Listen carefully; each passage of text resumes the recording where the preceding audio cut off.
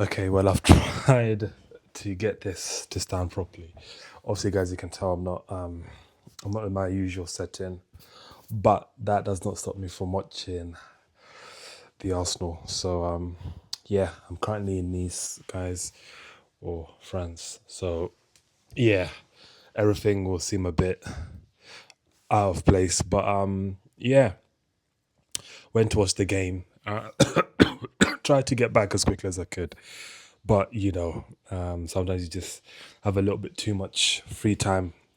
But Arsenal or Everton nil, Arsenal won, and yeah, this game to be fair, I was kind of coming into this looking at it in a very different way because Everton were coming into this game without Iliman and Dye, Drisby Hall, Idrissa Gay, and all they had in their attack was Jack Grealish. So we were coming into this game with a lot of their key players out, and that helps us because Everton's key threats are Jack Grealish and Dye, and if those two players are kind of in the same rhythm, sing from the same hymn sheet, it can be a very very long day for us because those two are very good players. But when I saw during midweek that they're gonna miss the game, I was like, okay, this is a much more beatable Everton side because as much as they are good when you give them a goal, going forward their attack is very very poor, and you saw that today. But yeah, starting with the starting 11, I mean it's pretty much the same old he's gonna pick. Not much change from there. Not sure when Gabriel comes back, but Saliba came back. Obviously the previous game, but now he's fully integrated into the team.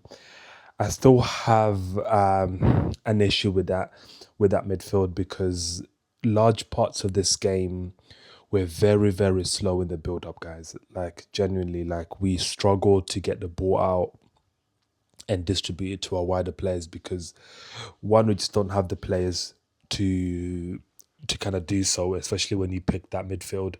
And also you have a player in Odegaard who is being profiled, and as a result he tends to look a lot worse than he actually does because Odegaard for me is not a 10, he's a controller. He's a player who likes to get on the ball and control the pace of it. He's not a, although he has glimpses, and I mean glimpses, of times when he plays that killer pass, the majority of the time he's a player who recycles the ball. So when you put him in a position where it's a very definitive position where you need a player who has that mindset of every time this ball comes forward, I'm gonna play to my attacker or I'm gonna take the shot on.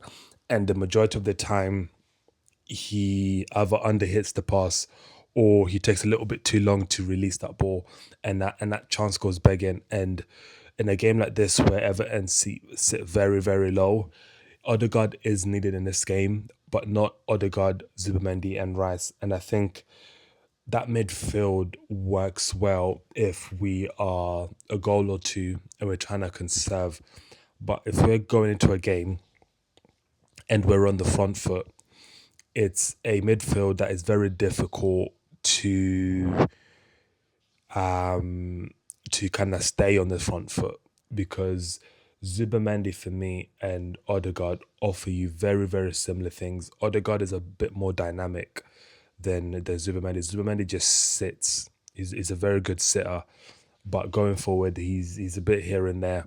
But he's a very good sitter, and I genuinely think you can get away with playing Odegaard where Zubamendi is and playing someone like Eze there and giving us that raw attacking threat going forward because having Odegaard as a 10 doesn't work, and it's so obvious that he's not a 10. Like anyone that watches football, has played football, you can clearly see he's an 8. And I think he has the technical ability, a good enough technical ability to play in that pivot as a 6 or even as a double pivot and put Rice there as a 6, even though I'm not really a big fan of, to be honest with you, actually, yeah, scrap that. I'm not really a big fan of Rice as a 6. I don't think he can play there. But that midfield is it's a bit too static, and it kind of slows us up a little bit because we recycle the ball. When we need to create, we just recycle. We recycle. The tempo was slow. That first 20, 30 minutes, guys, we did nothing. I honestly, like, I'm trying to I'm trying to think.